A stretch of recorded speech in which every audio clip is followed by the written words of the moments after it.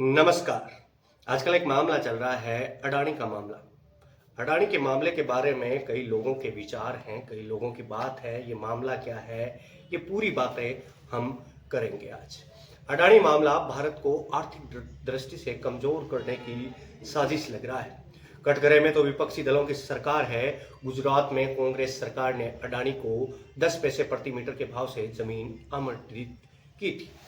America की New York federal court में भारत के उद्योगपति गौतम अडानी पर जो आरोप लगे हैं उन्हें साधारण शब्दों में समझा जाए तो पता चलता है कि अडानी ग्रीन एनर्जी ने अपने सौर ऊर्जा प्रोजेक्ट के लिए $75 करोड़ निवेशकों से जुटाए।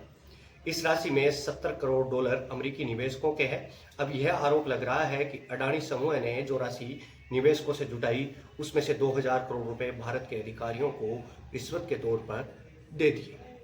चूंकि निवेशक अमेरिकी भी हैं, इसलिए कुछ लोगों ने अमेरिकी कानून के मुताबिक कोर्ट में मामला दायर किया है। सामान्य प्रक्रिया है कि जब कोई आरोप निर्धारित होते हैं तो आरोपों को अदालत में जवाब देने के लिए आना होता है। क्योंकि भारत के आर्थिक विकास में अडानी समूह की महत्वपूर्ण भूमिका है, इसलिए अमेरिका में हुई इस कार्यवाही से भारत में हड़कंप मच गया। आर्थिक क्षेत्र के विशेषज्ञों का मानना है कि अमेरिका में हुई कार्यवाही भारत को आर्थिक दृष्टि से कमजोर करना चाहती है। मौजूदा समय में भारत आर्थिक क्षेत्र में दुनिया की 5वीं शक्ति है, जो निकट भविष्य में तीसरी शक्ति बनने जा रहा है। भारत की तरह अमेरिका भी एक लोकतंत्र देश है और वहां भी भारत विरोधी ताकतें सक्रिय है। ऐसी ताकतें नहीं चाहेंगी कि भारत आर्थिक दृष्टि से अमेरिका के मुकाबले खड़ा हो। कांग्रेस नेता राहुल गांधी भले ही अमेरिका में हुई कार्यवाही को राजनीतिक मुद्दा बनाए, लेकिन अडानी के ताजा प्रकरण में भारत में विपक्षी दलों की सरकारें ही कटघरे में खड़ी हैं।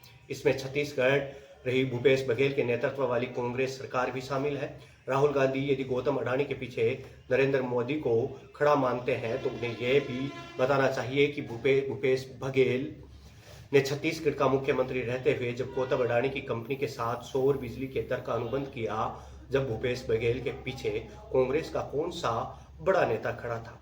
अडानी की कंपनी ने वर्ष 2021-22 में जब राज्य सरकारों से अनुबंध किए, तब तमिलनाडु में डीएमके, आंध्र प्रदेश में वाईएसआर रेड्डी, उड़ीसा में बीजेडी की सरकार थी। अमेरिका के फेडरल कोर्ट में भारत के 4 राज्यों की सरकारों के साथ हुए अनुबंध में ही रिश्वतखोरी के आरोप लगे हैं। कांग्रेस के इंडिया गठबंधन में डीएमके भी शामिल है।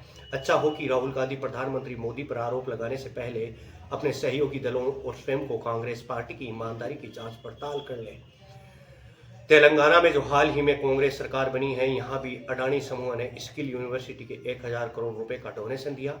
ऐसा नहीं है कि नरेंद्र मोदी के प्रधानमंत्री बनने के बाद अडानी समूह का विकास हुआ हो। राहुल गांधी के पिता राजीव गांधी जब प्रधानमंत्री थे, तभी केंद्र सरकार के सहयोग के कारण ही अडानी को विदेश में ठेके मिले। गुजरात में चिमन भाई पटेल के नेतृत्व वाली कांग्रेस सरकार ने अडानी समूह को 10 पैसे प्रति मीटर के हिसाब से हजारों बीघा भूमि आवंटित की थी। राहुल गांधी को बताना चाहिए कि इस मेहरबानी की एवज में अडानी समूह से कितनी रिश्वत ली गई। यह माना कि राहुल गांधी को पीएम मोदी से व्यक्तिगत द्वेषता होगी, लेकिन हो भी क्यों ना, क्योंकि विपक्षी जो ठहरे, लेकिन राहुल गांधी को ऐसा कोई काम नहीं करना चाहिए जिससे देश को नुकसान हो।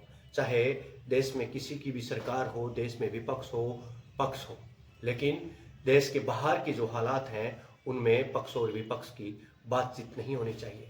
इसके बारे में आपकी क्या राय है? ये खबर हमें भेजी किसी ने और हमने उनके शब्दों को पिरोया है, उनके शब्दों को पिरोया है भाषा में। उन्होंने लिखकर भेजा और हमने उनको एक आवाज़ दी है। अभी के लिए मैं आपसे विदा लेता हूं। यदि आपको जानना है कि ये विचार किसके थे तो आप कमेंट बॉक्स में बताइएगा। हम आपको इस खबर के लेखक का नाम आपको बिल्कुल उपलब्ध करवाएंगे। अभी मैं आपसे विदा लेता हूं। आप देखते रहिए देवबंबाट और बने रहिए देवबंबाट के साथ। अभी के लिए इतना ही। मैं फिर खोज कर लाता हूं आपके लिए कोई अच्छी खबर।